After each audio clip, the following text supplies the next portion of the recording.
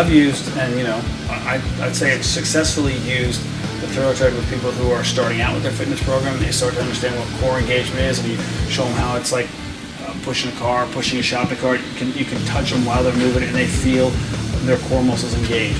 All the way to pro athletes who are looking to drop weight. They're just pre-season and they want to go into training camp peaking. And to be able to use it with that range of clientele and get the results, to me, it's a beneficial tool. I don't know why, if you had a gym, you wouldn't have one in there. To me, you're foolish. They don't have enough time to put a comprehensive cardio plan together. They're lacking in time for a proper warm-up, a proper cool-down, so sometimes the program just goes by the wayside. With the Thorotread, I had ways to work in everything that they could be missing and definitely everything they needed. So we had the resistance component, we had basic treadmill if you're not interested in working the muscles of the upper body, if you're not interested in extra core engagement, you can just treat it like a treadmill. It's like a car with a lot of options or a car with no options. They're both going to get you where you want to go. It just depends, how fun you want the ride to be.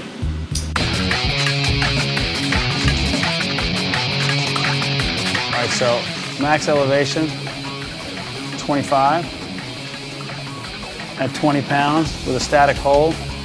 Core should be lit up. I'm surprised I'm not seeing sparks come off it. Calves on fire. Calves, quads too. Yep. Again, if you're comparing the Thorotread to a conventional treadmill, you have a higher elevation than most treadmills. The Thorotread goes to 25 on an incline, on an elevation. That's more than most treadmills go to. Most treadmills that you see in health clubs go to 12 or 15. The deck's the same, the rest is the same, but then I can have the added capability of putting the resistance to it, and I can have them doing pushing movements, or I can have them doing pulling movements, all while walking, jogging, or running. So why wouldn't you get this?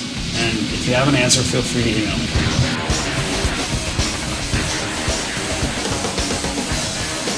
And you do long, slow strides with a little bit of push to it.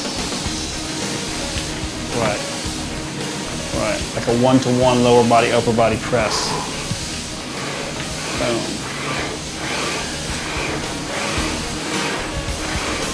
Come back just shy of it, hitting neutral. There. Yep. Would you like to discuss that? At a later date. I put together a different workout for every person every day, and that's one of the reasons I think people keep coming back, and it's another reason that I can stay in the game for 24 plus years. It keeps my head involved.